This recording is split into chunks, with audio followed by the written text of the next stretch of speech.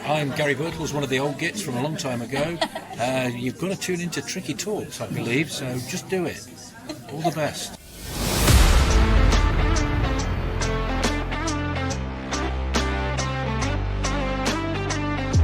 Robertson, the first time we've seen them attack them, and there's Francis! Well, that's what I wanted to see Robertson do. And still Robertson, getting his shot in, and a goal! Robertson!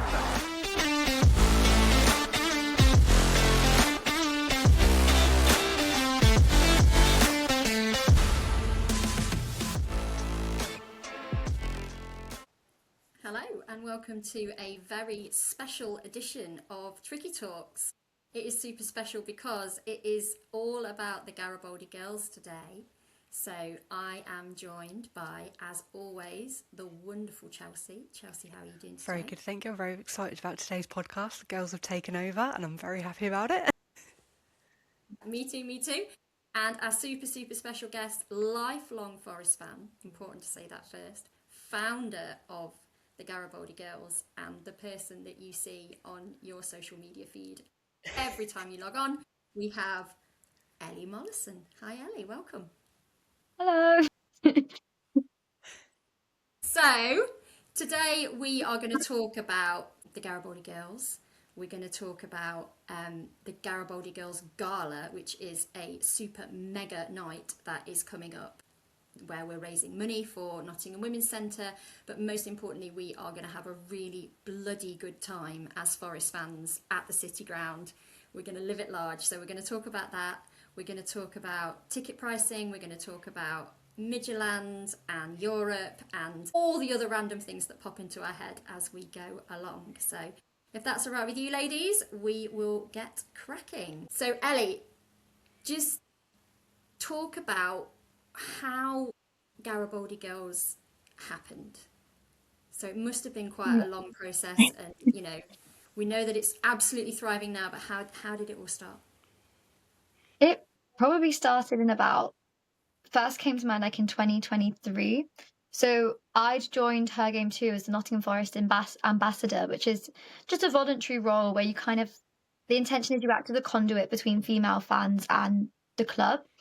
And there wasn't much traction there at the time, to be honest.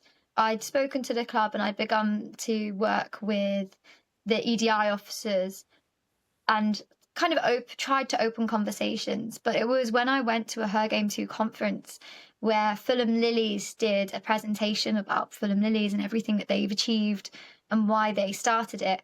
And I was like, that's a really cool idea. We should probably do that. So I put on social media, I think it was November 2024, I put out something saying like, oh, if I started, a women's supporters group, what would people say? And kind of just to see what people's responses were. And it got a really positive reaction. And I think someone from the club must have seen it, because only a few days later, I got invited to a Nottingham women's game in hospitality.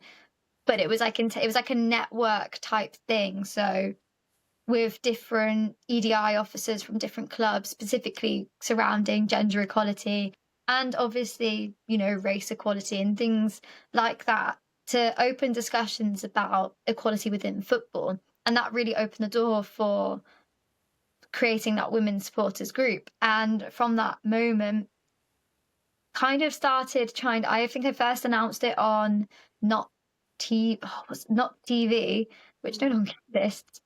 And it kind of exploded. I didn't expect it to get such a big reaction, which is really nice. It just shows that like the appetite was there. And then Sky gave me a call, and that was a bit crazy. So then I was on Sky talking about that. And then from that point onwards, we were working with the club, putting things together to try and, make Garibaldi Girls happen. I promise there's a lot more that goes on behind the scenes. Admin in particular is like the bane of my existence. But we've come a long, long way since then, which was just like an early idea. And now we're doing crazy things. It's been an amazing journey. And the community has now got over 300 members, making us the third largest women's supporters group in the country. Amazing.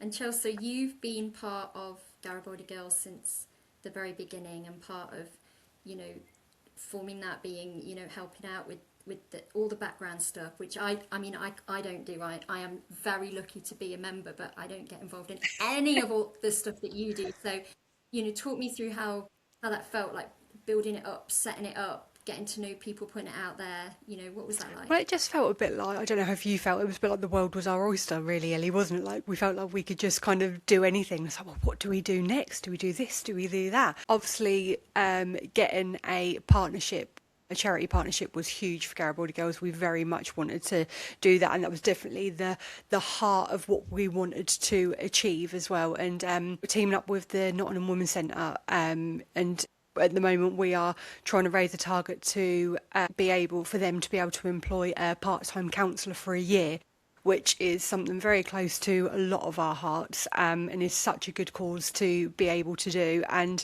you know, the Nottingham Women's Centre obviously do a very, you know, they're great for the community and they're a great help to women, and it just felt like the perfect partnership for us to be able to do that. So yeah, that's been absolutely so rewarding to be able to be a part of that. And I mean, we've made t-shirts as well, as Kate is very much sporting. I was going to wear mine today. It is very much just come out of the wash and soaking wet, so I didn't think that'd be a great idea. So yeah, it was great to be able to get involved with that. I know me and Ellie, and it was the tricky teas, not the tricky talks, which the lovely Sam, he very much helped. Me and Ellie were brainstorming loads of ideas, weren't we, Ellie, to what for the t-shirt, with having I'm Just a Girl, which is very much our theme tune for the Garibaldi Girls. And yeah, it's you know, it's been amazing to be a part of it. And as our listeners who don't know, actually don't live in Nottingham, I live down south, and due to my own personal reasons I find it quite difficult to travel. So being a part of the Garibaldi Girls, and even like with this podcast, well, it's very lovely to be a part of it, even though I'm unable to be in Nottingham itself. So it's amazing, and yeah, I feel very, very lucky to have been a part of it. So yeah, it's all good. We love the Garibaldi Girls. Yeah, I think from my perspective, you know, I'm a lot older than you two, so I've been a female Forest fan on the terraces for a very long time, and for me, it is, you know, when you said there's an appetite to it, when I saw it first of all, I thought, oh my God, what an amazing idea, and why has this not happened before? Because as soon as I signed up, it is like finding your home, it's finding your people. And I'm a big believer in the Forest family, and that obviously does contain a lot of blokes. And you know, big up to Simon and Mollo, who we do this podcast with, who are amazing and do have absolutely the right attitude in terms of, you know, inclusion and female fans. But when you find yourself a group of people that love the club like you love the club, but also face the same sort of challenges sometimes in being a supporter, it's just a really lovely place to be. So from my perspective, I've had some great opportunities that have come out of being, you know, part of the Garibaldi Girls. I've met some amazing women, and I've got a lovely place to talk about football. So from me, just thanks, guys. It's brilliant. It's absolutely brilliant. I love it. So I'm so glad. So yeah, there you go. There's our Garibaldi Girls loving. We all love it. It's amazing. If you are a female listening to this podcast and you are not a member, check out our Instagram page. Become a member. Come and find your people. And, you know, we're open to female supporters, anybody that identifies as female, and also men that want to support or have, you know, females in their lives that support. So we're a nice group. So come and check us out. Okay. So now that's done, let's move on to things a little bit more football pitch related. So I don't know if anybody's aware, but we were sent an email today to say that the club have listened to what people have been saying about ticket pricing, and they are reducing the price of the Midtjylland tickets by £10, and anybody who has already bought a ticket should receive a £10 refund within the next, I think it was 28 days. So on my agenda to talk about was, how do we feel about ticket pricing, because it's a big narrative in, you know, in the football world at the moment. And I guess now a sort of secondary question along with that is the £10 a gesture? Is it enough? Does it mean they've listened? Are we happy? Or could they go a little bit further? So let's start with you, Ellie. I think I've been quite vocal about how I feel about ticket prices all the time, to be fair. And my opinion has always been football is a working class sport and it was built by the working class, and therefore it should reflect that. I mean, Nottingham is a working class city at the end of the day, and the ticket prices should reflect that.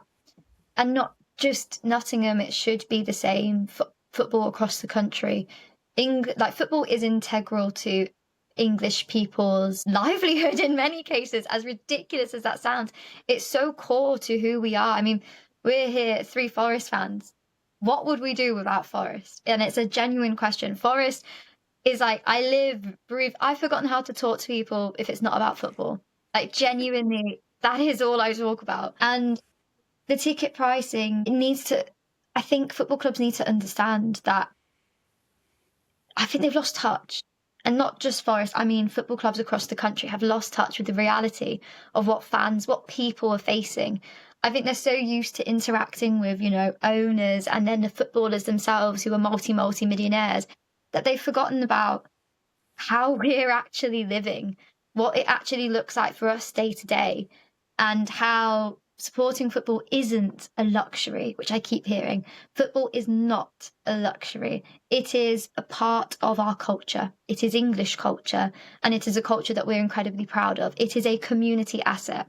I think some businesses have also businessmen and businesswomen have pointed out that actually football is a loss-making industry for the vast majority of cases. I did actually write my dissertation on this because I'm a little bit of a sado, but also, ticket matchday revenue makes up such a minimal percentage of the revenue that football clubs make. And keep in mind, revenue is different to profit, because a lot of football clubs don't even make any profit pretty much ever. And for that reason, I think hopefully I get this right. It's between 7 and I think it's 14% is what matchday revenue makes up. I could not find a definition for what matchday revenue was. That is cited by Deloitte's football money report that they do every year. I mean, does matchday revenue include, food? Is it just the tickets? I mean, it wasn't particularly clear when I tried to find it in the report. But even so, it makes up such a small percentage anyway. And an increase of, for example, say that increases £10 per game across a season ticket, which is another £190. That's a lot of money to a normal person. To us mere mortals who aren't on multi-million pounds, that is a lot of money, but that is next to nothing for football clubs.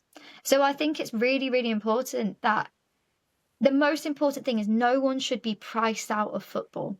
That should never be the case. No one should feel that and unfortunately it is happening. I know I have friends who are my age who were no longer in that youth bracket because that got removed and they had to give up their season card. And because they gave up their season card, they've pretty much lost it for life. And that's wrong. A, we're losing the next generation of fans. And B, we're losing... I know there's lots of talk of loyalty and I'm very, very big on that. But we're losing the people who are Forest, who are Nottingham. Because the only people who can afford it are either the prawn sandwich brigade or the stupid people like me who buy Forest tickets before anything else. And I don't recommend that. It's definitely not a responsible way to be acting. That's the problem now. And that's why we're losing atmospheres across the country. Because if you're a tourist or you're only going once in your life, and people mistake that when I say tourist, they presume I mean someone from a different country, a foreigner, which is not at all what I mean. Tourist is almost always someone who lives in England.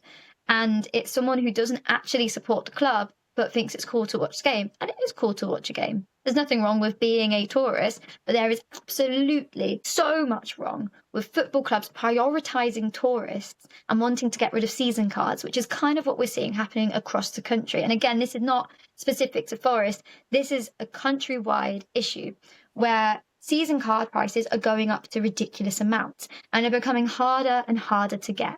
You pay to go on waiting lists with no guarantee of ever getting a season card. I have friends who are Spurs fans who, after years and years of being on the waiting list, they've been on the waiting list since they were a child. Yeah. Since they were like 6, they've been on that waiting list. They finally get it. They get to the top, 2.5 grand. Now, they were 20 years old when they were offered that. What 20-year-old has 2.5 grand? That's outrageous.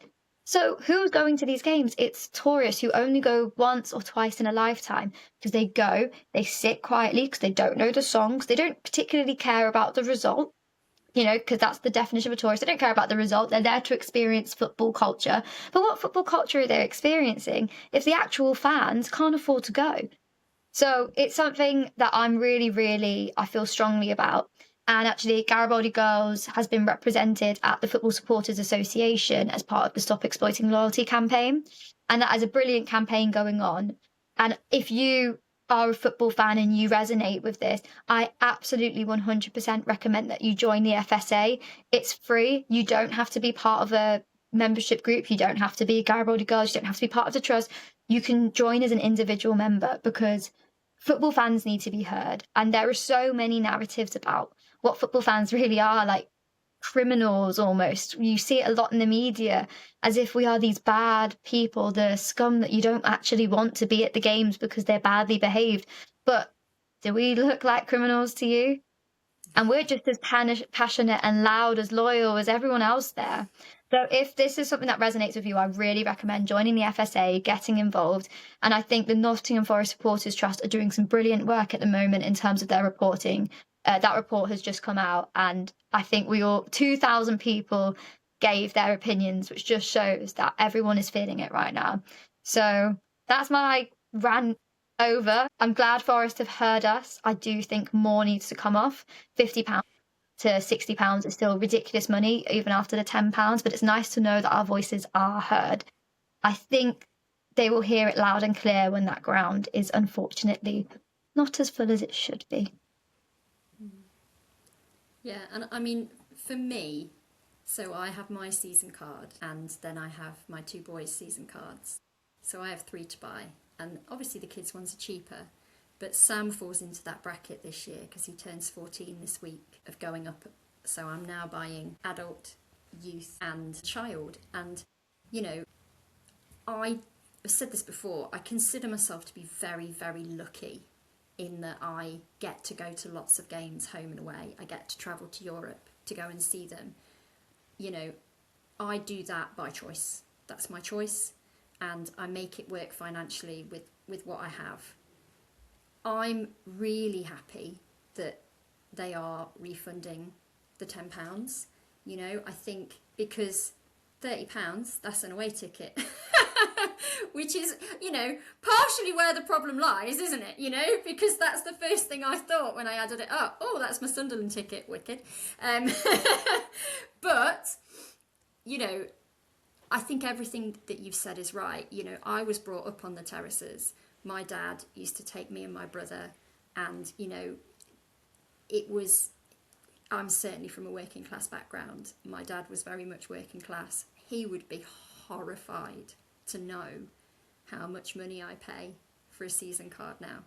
I sometimes feel I'll be up there with Clough and Taylor discussing, why this is happening to their beloved game and what's going on.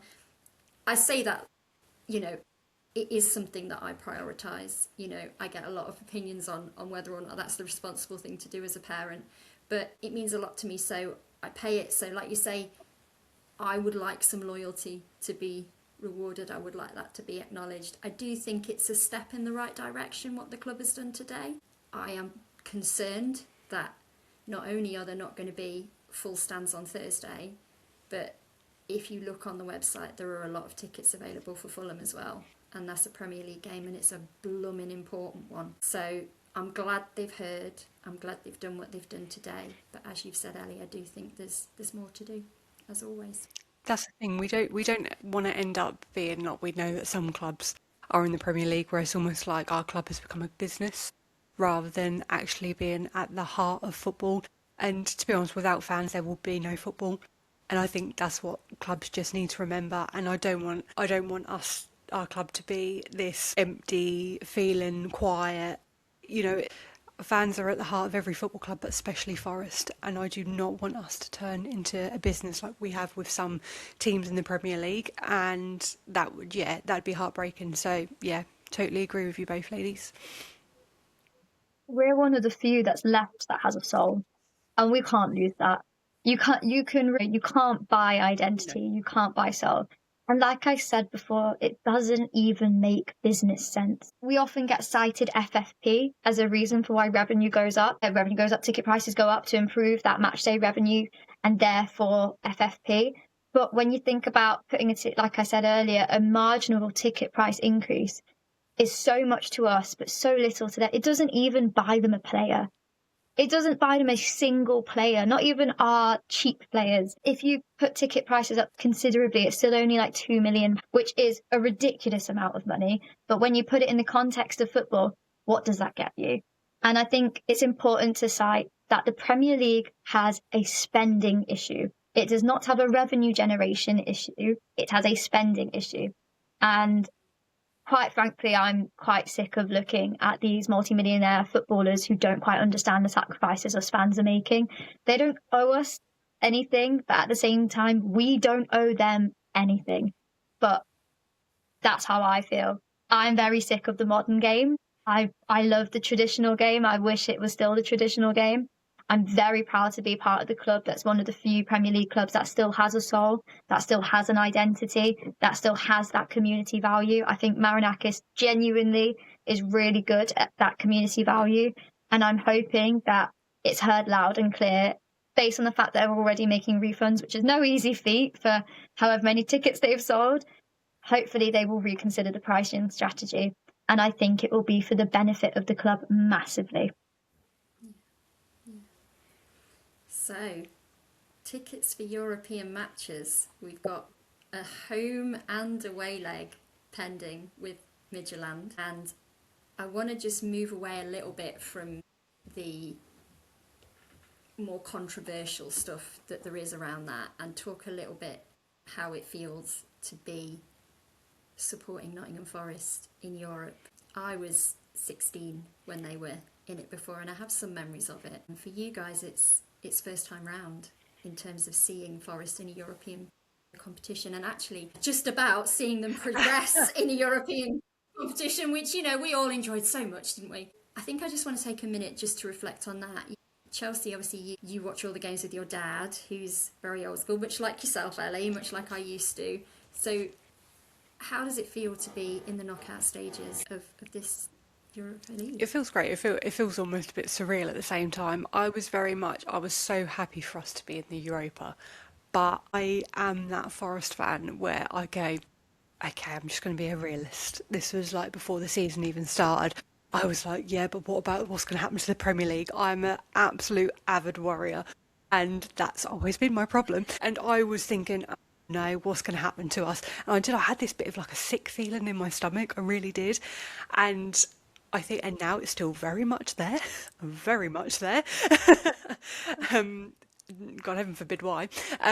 But I still feel like that now. I'm still very nervous. I do try and separate them both. I mean, don't get me wrong, when I'm watching the games, it's like that whole worry just disappears, and I'm swearing and shouting at the telly, and I'm cheering, and yeah, I'm all there. I'm throwing myself in at the deep end when I'm watching the games with my dad. But I do have that nervous feeling still in my belly. I still worry about the league, and I still worry about the fact that we've even got, because the round of 16, it's just, wow, okay, yeah, we're still going, and we're still in there, and we're still soldiering on. So, and like you said, Kate, this is my first real experience of us being in Europe, and it is that realisation of, how far we have come as a club, like from, watching when I was little, even in like the Championship and League One, to the fact that we're now playing in the Europa. That's like, whoa, okay, this is like big stuff that's going on. So I mean, I love it. I will still always, Forest will always make me nervous. I know they will. That's why I think that they make us all nervous as fans at some point. But yeah, to be in the Europa is amazing. And like I said before, it's just a really surreal feeling. And you always imagine it when you were younger, and to actually be living it, it's just a bit of a dream, really. Okay, and what about you, Ellie? I mean, we spend week in, week out talking about Forest with your dad, so I kind of can imagine the conversations that go on in your house. But how does it feel to be living it yourself this time round, and not that your dad's stories aren't important, because they're so important, they're part of our history, and that, you know, they've influenced me, my dad's stories have influenced everything to do with Forest, but how does it feel to be living it yourself this time round?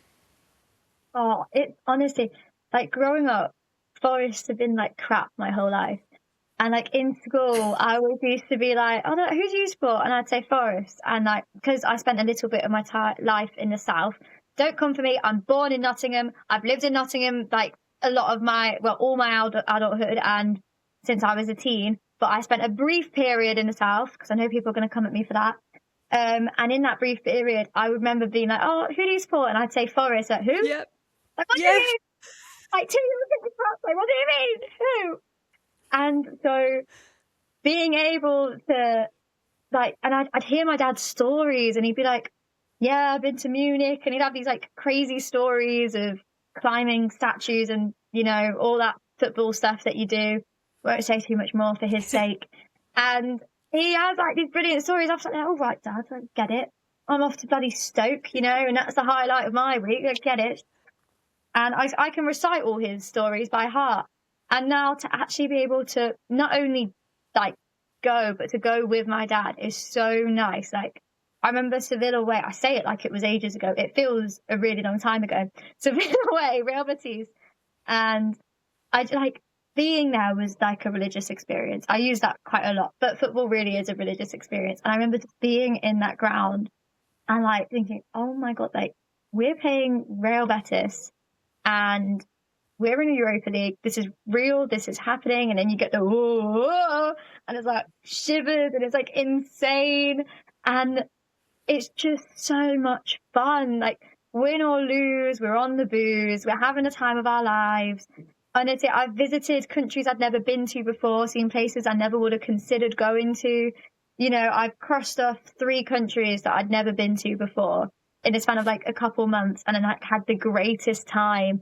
I barely remember the football, to be quite honest with you, but that's like the point. It's so much fun. I have so many silly memories, so many like silly stories already. We're in the round of 16, and this is kind of where it gets real, because I think in the league fixtures, it's like really exciting. You're in the Europa League, but it's not this is it type of thing. And then obviously in the playoff it was. So that's really exciting. And this is kind of when it starts getting real, because it's actual, you know, how European competitions should be. That's another conversation.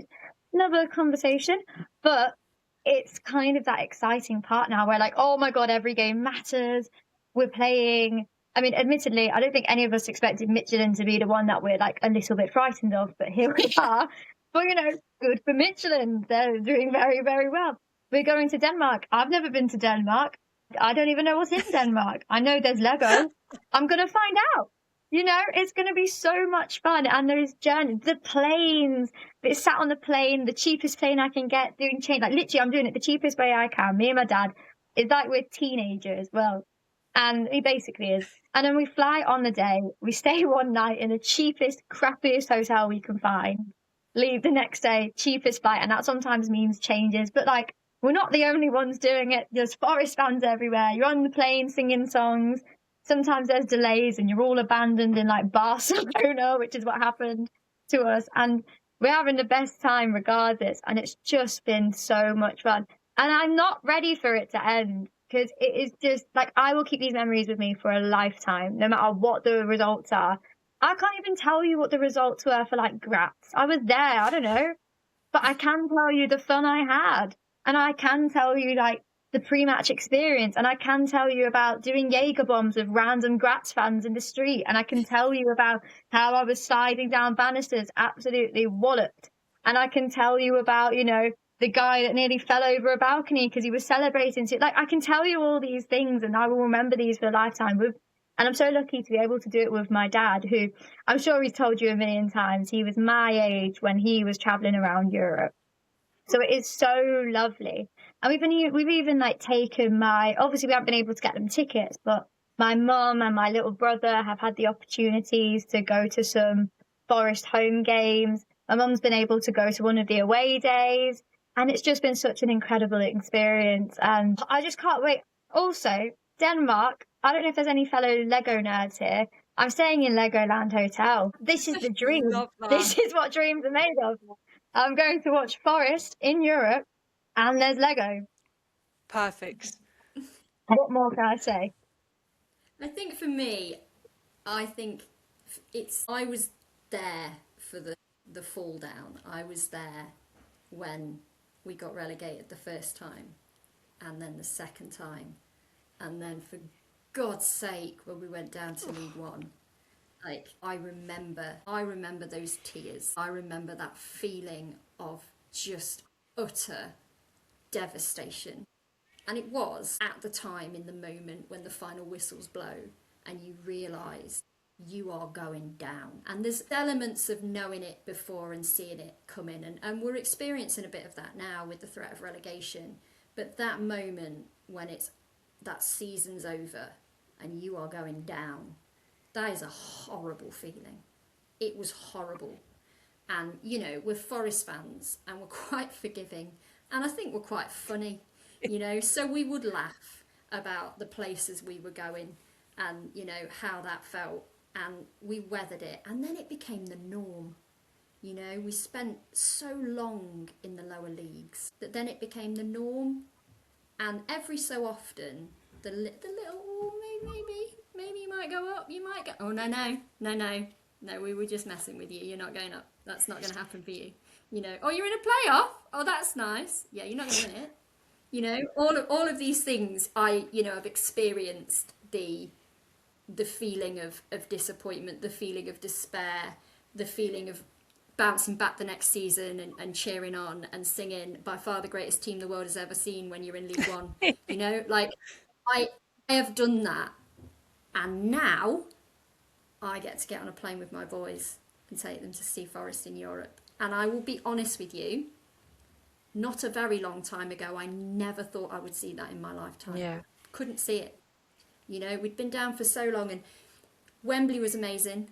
And I remember travelling to Wembley and telling them, you do know that we may not win this. We probably won't win this. You know, like trying to like prepare them for the gut-wrenching moment, you know, when we're getting in the car on the way home and we're still in the Championship. But we went up, and then we stayed up, and then we stayed up again, and then we had this incredible season, and now we get to do this. And I was around in the first time, the last time that we were in Europe. But to experience that as an adult and to be able to take my boys along is quite incredible. And like you, Ellie, I've never been to Denmark, so I'm very much looking forward to doing that. And I'm not going to lie, in one of my weaker moments this morning, I did have a little look on Skyscanner at flights to Stuttgart and Porto. So I try not to curse it. I don't save them, because if you put a little heart on them, then it's a curse. But it's okay just to have a little look, as long as you delete your browsing history, then that's okay. I was never on this website. You can't prove I was. So for me, putting everything else aside, I want to win. I want to win on Thursday. I want to win a week on Thursday. And I want to go again. And I guess that's where it gets you, isn't it? Every time. Okay, so let's take a little bit of a break from the normal talking now. And Chelsea, have you got an FPL update for I have us? got an FPL update. I have, and why I've got an FPL update is because I had a fantastic week. It's probably the first and the only time I've had a fantastic week, and I even surprised myself. And was I going around telling everybody? Yes, I was. Did I absolutely gloat to my fiancé till the cows come home? Yes, I did. So I actually went up to 19th place. I went up quite a few this week because I got 86 points. So I was very, very chuffed with myself in that. I know, I done very well. Still not as well as some of the people in my family, but I'll definitely take it. Kate, you stayed in 26th place. You got 69 points this week. So KK, as long as you stayed in and you don't go down any further. Well, I went up the week before, but you weren't here, so I just. Of course that happened. I did go up just one space, and then I stayed. Of course that happened the week I wasn't here. Of course it did. Of course it did. And then your dad, Ellie, He has gone up to 6th place in our league with 58 points, but he did have Tarkowski on the bench, so he would have got an extra 15 points. But see, it was bad management. Bad management, Molo, I keep telling you. And then Simon, he's at the top of our little mini podcast league, but he's gone up to 5th with 63 points. We always say that he's like the FPL wizard. He always knows when to play the right chips, doesn't he, Kate? He knows all the strategies. He knows it. He knows everything. But I just want to say as well, for game week 31, it's a blank game week, which means there will be fewer games.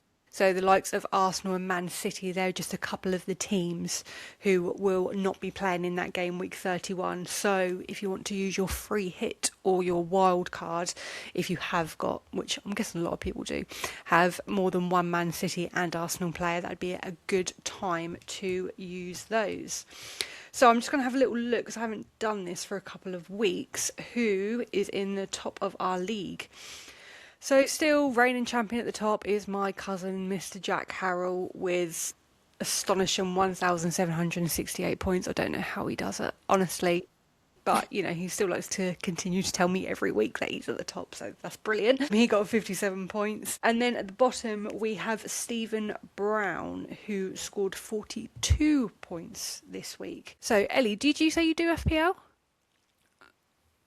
Yeah, there is a Garibaldi Girls FPL. Yes. I'm not in it, which is really quite poor from me, because every year I make a team and I spend like hours planning it, and then I do like the first 2 weeks, and then I keep forgetting to change my team, and then like half of them get injured, and then I lose every year.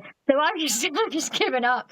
But I'm actually good when I remember, but I never remember. But there is a Garibaldi Girls League. I don't have it to hand because I deleted the app mostly out of like rage.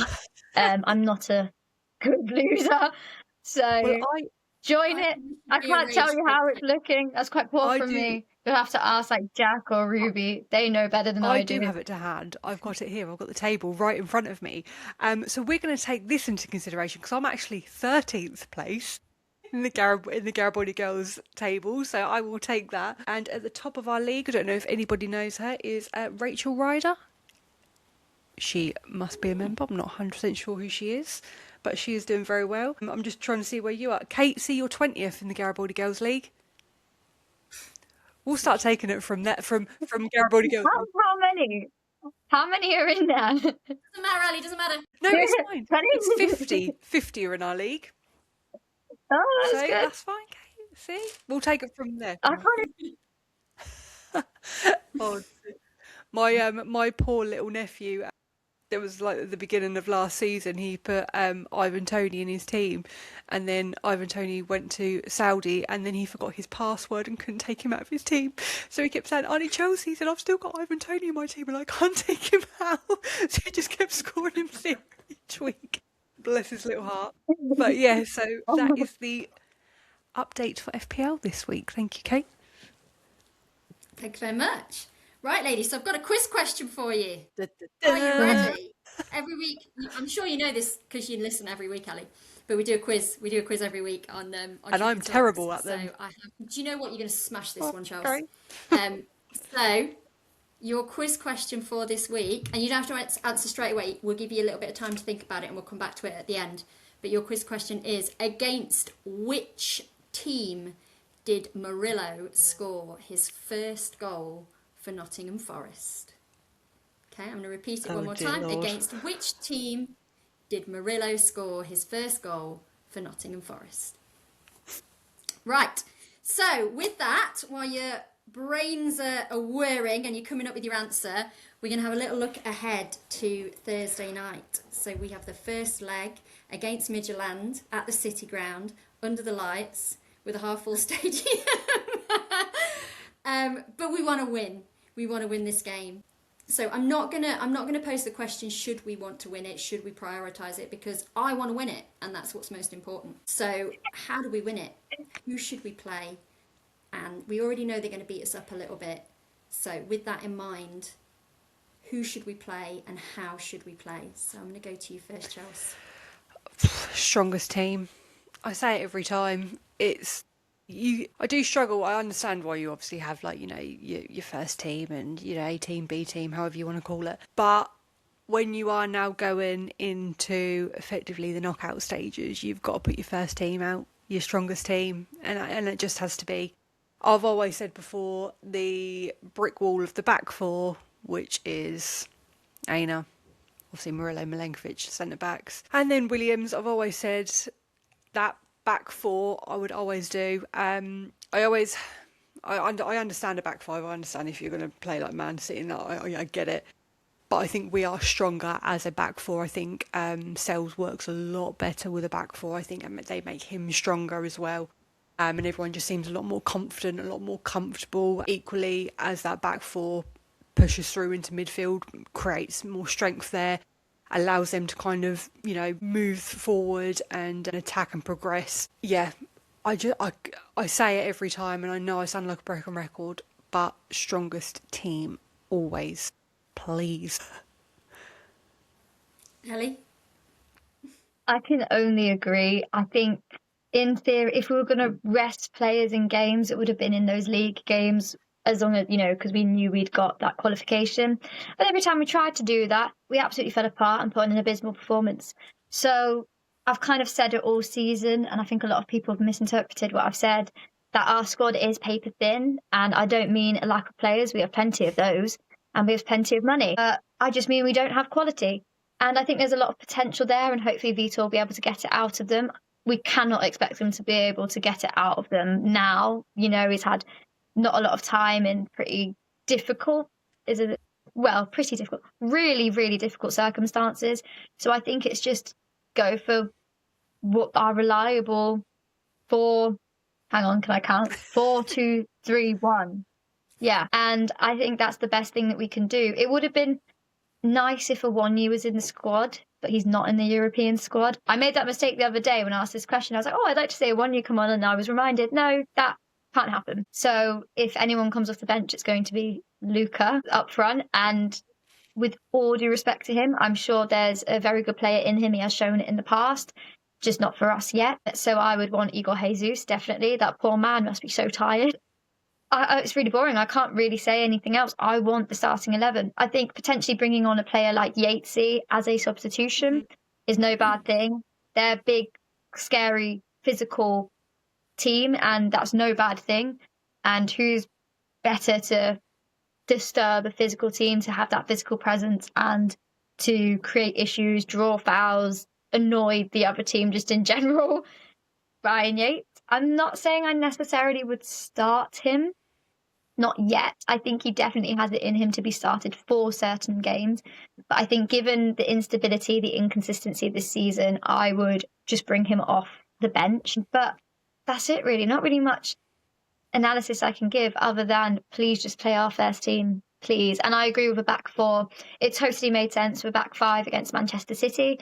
But I personally think back four is our preferred lineup at this stage. That may change over the summer.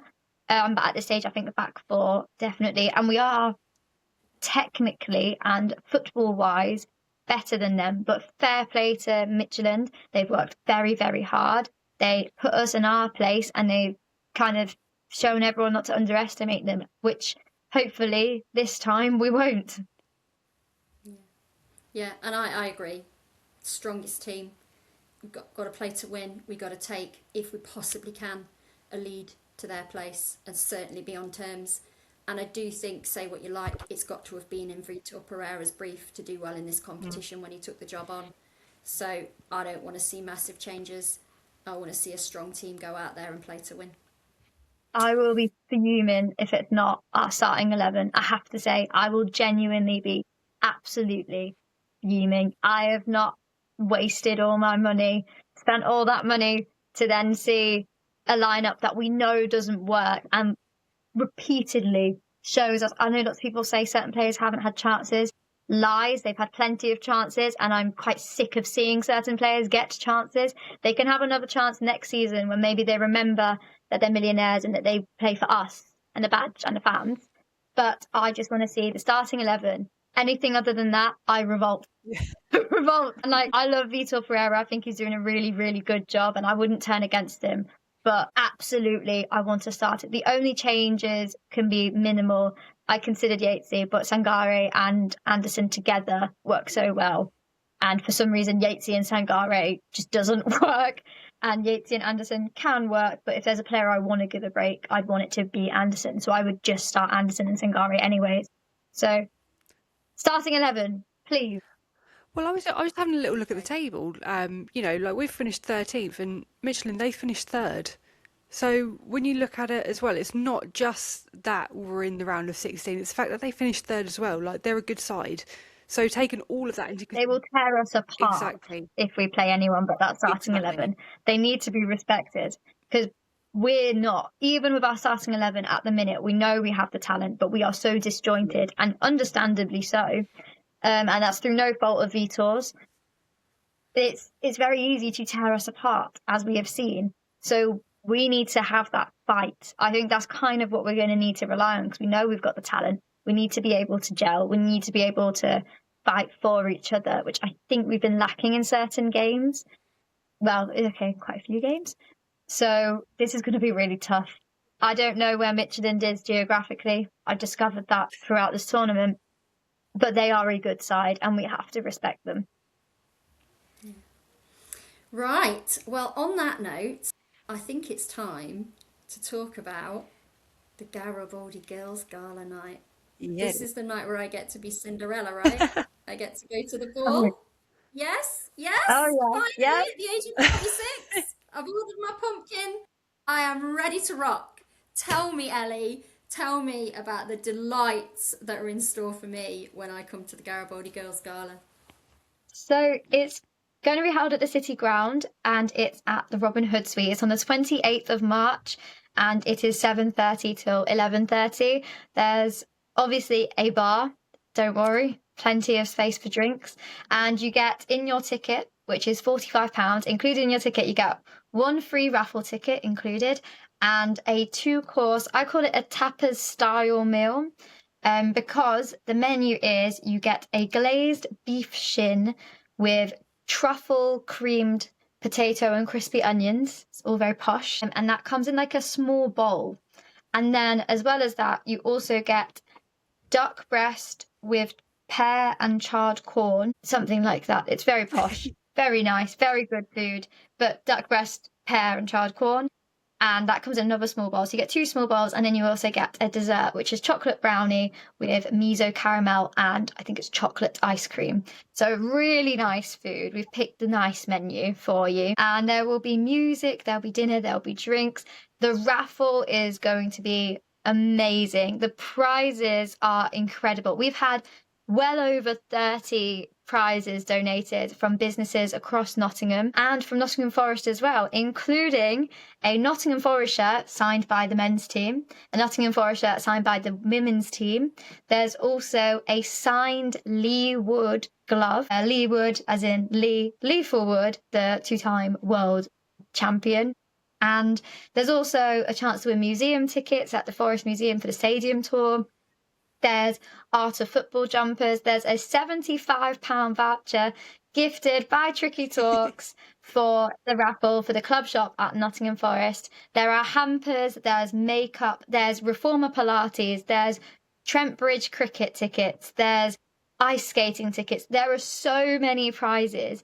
Your chances of winning are actually really quite high. So I like the sound of that. So it's going to be amazing. And as well as that, there's a little awards evening, nothing too long, don't worry. Jason Lee is our special guest who will be in attendance for the event and joining us on the night, sat at the table, enjoying a wonderful night with us. And there will be a photo booth as well. So if you're cheeky, you can get Jason Lee in the photo booth with you. And they print it, unlimited print, so you can take as many photos as you want to take home with you on the night. So it's going to be so much fun. Dress up. It's a chance to wear some nice clothes. I don't know about you, but any chance to wear a pretty dress, I'm down. And it's just going to be a big Forest celebration. All proceeds go to Nottingham Women's Centre, as Chelsea said earlier, and all funds go towards paying for a year's salary for a part-time counsellor to help vulnerable women. And I do want to say this is quite personal to me because I have received counselling myself from Nottingham Women's Centre, and I do think they are a really, really brilliant organisation. They do so much work for the community, and they have really, really helped me as well. So I think in terms of what they do for the local community is incredible, and I would love to be able to help them and give back after everything they have done for me as well. So please come. It will be so much fun. Raffle's great, food's great, company's great, and we'd love to have you there. So the tickets are in our link in our bio. That's Garibaldi Girls. They're everywhere on social media. I've tried to share it as much as possible, but bring your friends, bring whoever. It's all for charity, and we'd love to see you. Absolutely. I can't wait. I'm going on a night out, and I'm not even wearing a football shirt. It's amazing.